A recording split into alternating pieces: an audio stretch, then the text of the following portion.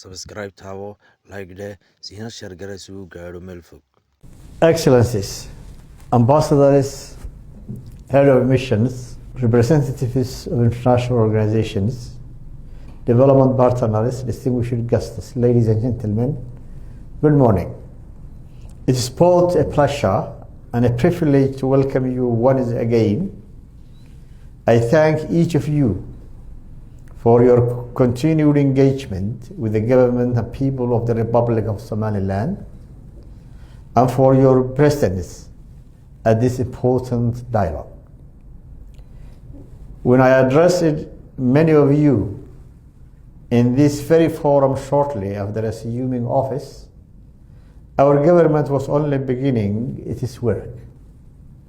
I spoke then of our determination to consolidate peace, strengthen state institutions, and translate the confidence placed in us by our people into a tangible national progress. Today, I retain not merely to restate those commitments, but to report on the progress we have made, the challenges we continue to confront, and the partnership we seek as we move forward. One of the first priorities of my government was the restoration of peace in Eastern Seoul. At that time, approximately 6,000 militia members had voluntarily laid down their arms and entered a government-led program of demobilization and military integration. I am pleased to report that this process has now been successfully completed, and those former combatants fully trained and integrated into Somaliland National Army. Shortly thereafter, a separate conflict emerged in our region between two major communities. Through sustained government engagement, traditional leadership, and inclusive dialogue, that conflict has been brought under control. A government-sponsored reconciliation peace conference was currently underway in Garissa, reflecting Somaliland's long-standing tradition of resolving disputes through dialogue, consensus, and mutual respect. Peace remains the foundation upon which every other national objective must reset. I am glad that the conference has been concluded in understanding and in positive results to consolidate the peace in the region. When I first met you, I outlined our 4 strategic priorities that would guide our development agenda: livestock, agriculture, fisheries, and renewable energy. As implementation progressed, it became increasingly evident that these productive sectors could only reach their full potential if supported by modern national infrastructure. Accordingly, we expanded our priorities to include strategic investment in roads, water, energy, healthcare, education, and communications, the essential pillars upon which sustainable economic transformation depends. At that time, I stated clearly that Somaliland had not come before the international community with a begging bowl. I reconfirm that position today. We seek partnership, not dependency. We seek investment, not charity. And above all, we seek relations founded on mutual respect, shared interests, and common responsibilities.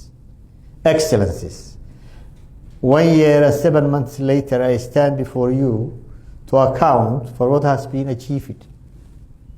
Among the most consequential developments during this period has been the international recognition of Republic of Somaliland by the State of Israel on 26 December 2025 the recognition extended by the member states of the United Nations in over 35 years.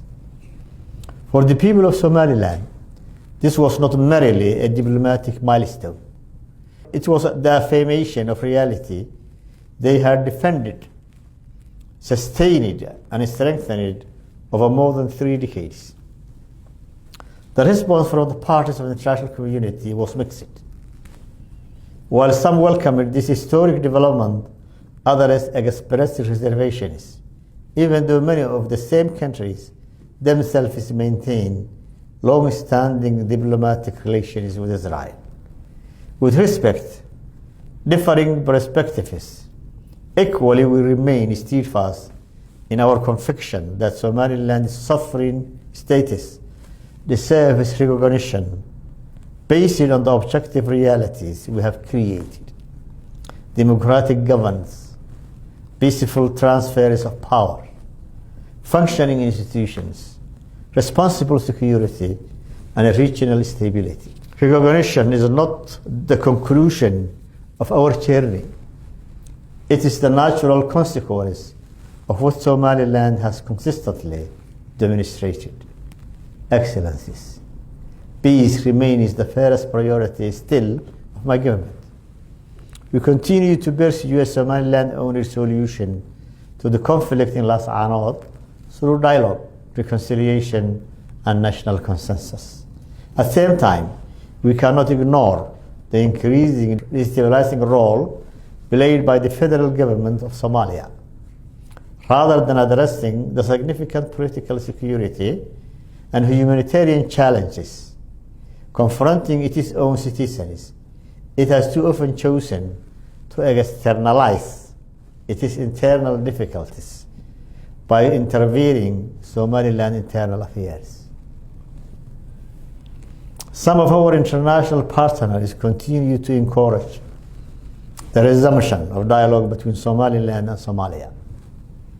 We have demonstrated our willingness to engage in such dialogue before. Indeed, we did so repeatedly, in good faith, and at considerable political cost. Unfortunately, several of the limited but meaningful agreements reached during those engagements were subsequently violated by Somalia. The management of civil aviation and airspace remains a clear and contemporary example. We therefore respectively ask our international partners not simply to encourage dialogue, but also to encourage Somalia the compliance with agreements already reached. During dialogue requires mutual respect, implementation of commitments, and confidence that agreements will be honored. Excellencies, our investment in national infrastructure continue to gather momentum. Using primarily domestic resource, we have brought the Borama-Bakir Road and Hargeisa-Balligubelda Road close to completion. Construction continues to Lowyacado-Saylac-Borama corridor with support from our development partners, while expansion of Hargeisa-Inaguha Road is progressing steadily. We have also commenced the work of 2 strategic projects, Burco-Odweyne Hargeisa corridor and Arigabo-Maid Road as well. These projects are vital for our national cohesion, regional commerce, and economic inclusion. Somaliland stands ready to contribute significantly to their financing and implementation. Excellencies, energy remains central to our economic transformation. For many years, Somaliland has endured some of the highest electricity tariffs anywhere in the world, an obstacle to industrial development, private investment, and household welfare. My government has already reduced the electricity costs across our principal urban cities from approximately 80 cents to 59 cents per kilowatt. Berbera The main port of Somaliland now enjoys tariffs as low as 20 cents per kilowatt, largely owing to successful investment in renewable energy. Our objective is clear: extended, affordable, reliable, and sustainable energy across the country and bring national electricity costs closer to Berbera model during the lifetime of this administration. Excellencies, water security remains among Somaliland's most pressing long-term challenges. In several regions along our southern frontier, groundwater reserves lie more than 600 meters below the surface. According to this, strategic reserve requires advanced technological and geological specialized expertise capable of identifying both the quantity and quality of available water. We therefore seek partnerships with institutions and countries possessing the technical capabilities necessary to unlock this resource. This resource is the water. And water is the main problem, and maybe in the region as well. We also look forward to engaging Royal Norwegian Embassy regarding valuable findings generated through Norwegian-supported study on deep groundwater resources in Somaliland, with the aim of ensuring that the data relating specifically to Somaliland can continue to future national water planning. Healthcare is another area where meaningful reform is underway. Every year, thousands of our citizens travel abroad, seeking specialized medical treatments, placing significant financial burdens upon families and national economy. Our objective is to transform Hargeisa Group Hospital into a modern national referral hospital capable of providing high-quality specialist care within Somaliland itself. This is not simply an investment in healthcare, it is an investment in dignity, reliance, self-reliance, and national resilience. Excellencies, I may conclude. We have not returned to Nairobi today with a longer list of requests. We have returned with evidence of militia peacefully integrated into a national army with the assistance of no government. Evidence of conflict is resolved through dialogue rather than force. Evidence of democratic governance is strengthened through peaceful constitutional institutions. Evidence of international recognition earned through perseverance. Evidence of roads under construction. Electricity becoming more affordable. Hospitals being modernized. And a national development and advancing through our own commitment and resources. The Republic of Somaliland remains committed to peace, responsible governance, and regional stability, and constructive international engagement.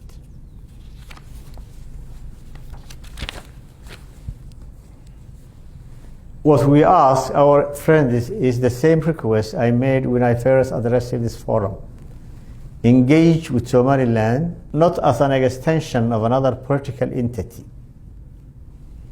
but as a responsible and capable sovereign partner, ready to continue to our shared objective of peace, security, prosperity, and sustainable development.